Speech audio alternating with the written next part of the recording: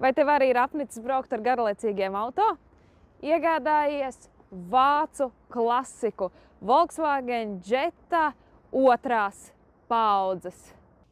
Vienkārši braucamais vienkāršam cilvēkam. Vari uzkačāt savas rociņas, jo te nav stūres pastiprinātāji, un šīs auto, kā jau es kā Jettu pazinēju, tev var pateikt pa diezgan pieejamu cenu 1550 vai 1500? 1590 eiro. Laba cena retro automobīlim. Nē, šitien ir uzlikts no 3. Golfa stūrīte.